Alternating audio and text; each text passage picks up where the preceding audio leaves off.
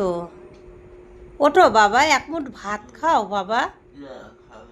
এক মুঠ, তুমি শুক্তো করতে বললে, আমি শুক্তো রান্না করেছি।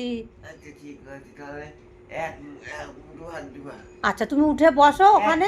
এক গাদা ভাত বলে কিন্তু আমি এক আচ্ছা গাদা তুমি ভাত খাবো ওখানে না। উঠে বসো, আমি খাইয়ে দিচ্ছি। হ্যাঁ, তো এই যে আজকে আমি শুক্তো করেছি, তো শুক্তোয় আমি হলুদ দিইনি আর সজনের ডাঁটা ওকে দিইনি।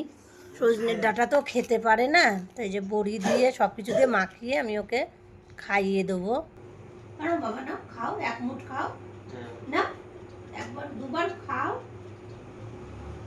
হ্যাঁ বাবা, একটুখানি খাও, দিয়ে ওষুধ খাও বাবা। খাবার না খেলে হবে বলো? শরীর খারাপ হলে পরে খাবার খেয়ে শক্তি লড়াই করতে হয়। ঠিক আছে, এর যদি কিছু হয় তাহলে খাওয়া দাওয়া সব বন্ধ। খাওয়া দাওয়া বন্ধ করলে হবে না, বুঝেছো?